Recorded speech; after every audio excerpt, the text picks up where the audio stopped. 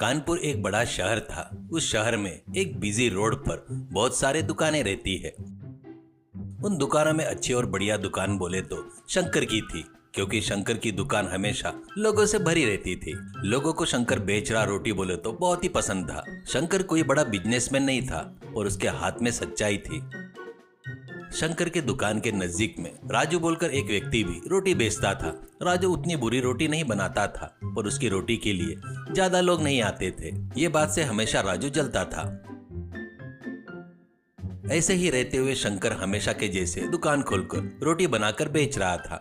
तो एक कस्टमर प्रेमचंद बोलकर एक व्यक्ति उसके पास आता है और प्रेमचंद शंकर से, अरे शंकर, मुझे अर्जेंट में 20 रोटियां पैक करके दे, घर पर जल्दी जाना है। तो शंकर, ये क्या जी, आते ही बहुत अर्जेंट करके बोल रहे हो?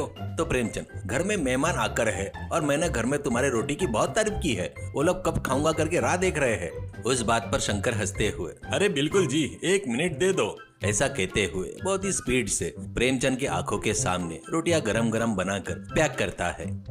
ये सब दूर से राजू देख रहा था। राजू अपने मन में, अरे यार, इसकी दुकान नहीं रहती तो मेरी दुकान हमेशा बिजी रहती थी। ये क्या बताता है पता नहीं, सभी लोगों को इसके दुकान में ही जाते हैं। अब मेरा व्यापार कब बढ़ेगा, इसका कैसा भी करके पतन करना होगा करके सोच रहा था। इतने में राजू के पास एक कस्टमर आता है। उसका नाम गोपाल था। अब गोपाल राजू से, अरे राजू, तूने कल दिया 100 रोटियां बिल्कुल अच्छी नहीं थी। मेरे घर वाले सब लोग मुझे बहुत गालियां दी है। कृपया करके फिर कभी मुझे ऐसी रोटी मत बेचना।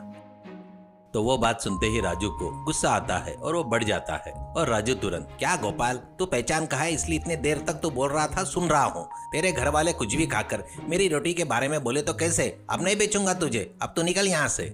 ये सुनकर गोपाल गुस्से से चला जाता है। राजू को और ज्यादा गुस्सा आता है। अगले दिन राजू और शंकर हमेशा के जैसे दुकान खोलते हैं। शंकर के पास दुकान में कस्टमर लाइन लगाकर आ रहे थे और शंकर भी हंसते हुए सबको गर्मा गर्म रोटियां पैक करके दे रहा था। ये सब देख रहा राजू अपने मन में, कैसे भी करके इसके व्यापार को गिराना होगा। असल में दिन ब दिन इसके कस्टमर बढ़ते जा रहे हैं। कैसे भी करके इसका सर्वनाश करना होगा। क्या करना चाहिए करके सोच में पड़ जाता है। राजू को बहुत भयंकर और क्रूर आइडिया आता है। इतने में राजू के पास भव्या बोलकर एक लेडी कस्टमर आती है और भव्या राजू से, अरे राजू, मेरे लिए 2 रोटी पैक करके दो ना। तो राजू, अरे भव्या मैडम, कितने दिन हो गए तुमको देख के। 2 रोटी क्यों जी, डाइटिंग कर रही हो क्या? और थोड़े लेकर जाओ। तो भव्या, वो बात नहीं है राजू, उस दिन तेरे पास कुछ छुट्टे पैसे रह गए थे ना, उसमें 2 रोटी आ जाएंगे। मैं रोटी शंकर के पास से ले लूंगी। मुझे मेरे बचे पैसों से रोटी दे दिए तो बस है। वो बात सुनते ही राजू को बहुत गुस्सा आता है, पर बाहर वो नहीं दिखाते हुए, ठीक है भव्या मैडम, मेरे पास बचे पैसे आपके छुट्टे पैसे के बदले में आपको रोटी दे दूंगा। शंकर के पास से रोटियां खरीद रहे हो ना? तबीयत वगैरह ठीक है ना? तो भव्या थोड़ा घबरा जाती है। और भव्या, ये क्या राजू, ऐसे बातें कर रहे हो? तो राजू, कुछ नहीं जी, वो सस्ता तेल इस्तेमाल करता है और तुमको दिखना नहीं चाहिए, ऐसे कोने में डब्बे छिपाता है। वैसे तेल खाने से दिल की बीमारी हो सकती है ना? पहले ही कम उम्र की हो आप, इसलिए सावधान हो या नहीं पूछ रहा हूँ। तबीयत ठीक है ना? थोड़ा डाउट है मुझे। वो बात सुनते ही भव्या डर जाती है। भव्या तुरंत, राजू, तुम सच कह रहे हो ना? तो राजू, आप मेरे खास पहचान के कस्टमर हो। औरतों को बहनों को जैसे मानता हूँ, इसलिए बता रहा हूँ जी। अभी तक किसी को नहीं बताया। वो जो तेल इस्तेमाल करता है ना, वो खराब वाला सस्ता वाला तेल है। वो खाए तो पक्का दिल की बीमारी होगी, संभल कर जी। ऐसा कहते हुए 2 रोटी पैक करके देता है। भव्या चली गई। भव्या जाते जाते एक शक अपने दिल में लेकर गई। दूसरे दिन शंकर के दुकान के पास लोग कम होना शुरू हो जाते हैं। ये सब राजू देख रहा था और राजू अपने मन में, अरे वाह, सच पर विश्वास नहीं करते लोग, पर झूठ पर जल्दी भरोसा कर लेते हैं। अभी अच्छा लग रहा है, ये काम पहले ही करना चाहिए था। ऐसा सोचते हुए कस्टमर को देखकर, अरे आओ बाबू आओ, सब लोग लाइन से आ जाओ, सबको गर्मा गर्म रोटी दे दूंगा। ऐसा कहते हुए खुशी से बेच रहा था। इससे शंकर बहुत दुखी हो जाता है और शंकर अपने मन में, अरे ये क्या, दिन ब दिन कस्टमर कम हो रहे हैं, क्या चल रहा है यहाँ पर करके सोच में पड़ जाता है। शंकर के पास एक महेश जी बोलकर एक बुजुर्ग आते हैं। महेश जी शंकर को देखकर, अरे बेटा शंकर, मुझे 2 रोटी दे देना। तो शंकर तुरंत, अरे महेश जी, आप हो क्या? 1 मिनट जी, अभी देता हूँ। ऐसा कहते हुए गर्मा गर्म रोटी बनाकर तेल में डालकर देता है। तो तुरंत महेश जी, अरे बेटा, वो अच्छा वाला ही तेल है ना? तुम्हारे पास अच्छा वाला तेल नहीं, सस्ता वाला तेल डालकर बेच रहा है करके, वो खाए तो दिल की बीमारी होती है करके सुना हूँ। पर मुझे तेरी रोटियां बहुत पसंद है, इसलिए 2 रोटी लेने आया हूँ। वो बातें सुनकर शंकर को उसकी दुनिया उजड़ गई ऐसे लगता है।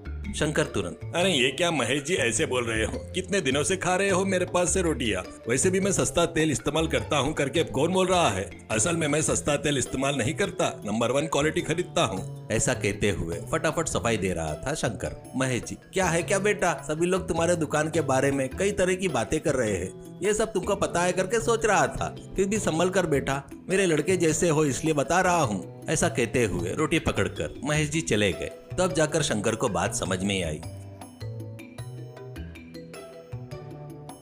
शंकर रात में अपने घर में बैठता है तो शंकर की पत्नी रम्या, क्यों जी आज आप इतने दुखी लग रहे हो, क्या हुआ? तो शंकर, अरे कुछ नहीं रम्या, मैं सस्ता तेल इस्तेमाल करके बेच रहा हूँ करके गांव में प्रचार हो रहा है। कौन कर रहा है पता नहीं, दुकान में आने वाले लोगों की संख्या कम हो गई है, क्या करना है समझ में नहीं आ रहा है रम्या। तो रम्या, इसमें समझ में नहीं आने के लिए क्या है जी, हमेशा अच्छे उभरने वाले के ऊपर कुछ भी गलत सलत बताने के लिए लोग रेडी रहते हैं। तुम्हारी सच्चाई ईमानदारी उनके सामने साबित करने के लिए क्या कर सकते हो वो सोचिए। शंकर रात भर सोचता है। अगले दिन शंकर दुकान खोलता है और चूल्हे पर बड़ी कढ़ाई रखकर कढ़ाई के ऊपर पत्थर डालता है। सभी लोग अजीब तरह से देख रहे थे। शंकर उस पत्थर को बहुत गर्म करता है, इतना गर्म करता है कि उसके ऊपर रोटी डालता है। रोटियां बढ़िया फूलती है। वैसे रोटी निकाल कर रख रहा था, 2-3 कस्टमर शंकर के पास आते हैं। शंकर रोटी प्लेट में रखकर देता है, वो लोग खाते हैं। कस्टमर में से प्रेमचंद बोलकर एक व्यक्ति, अरे शंकर भैया, बगैर तेल के कैसे बनाए, बहुत ही टेस्टी है। अच्छी रोटियां बनाना बोले तो तेल की जरूरत नहीं है ना। आज से मेरे दुकान में तेल से बनी रोटियां नहीं बेचूंगा, यही रोटियां बेचूंगा। देखते ही देखते शंकर की दुकान फिर से लोगों से भर जाती है। सभी लोग लाइन लगाते हैं। इससे राजू का व्यापार पूरा गिर जाता है। तब राजू अपने मन में, गलती किया, एक अच्छे इंसान पर निंदा डालकर गलती किया, यहाँ से चला जाऊंगा, दूसरे जगह पर बेचूंगा, जाकर फिर कभी ऐसा नहीं करूंगा, माफ कर दो भगवान। बोलकर भगवान को हाथ जोड़कर मन ही मन में सॉरी बोलते हुए राजू वहां से चला गया।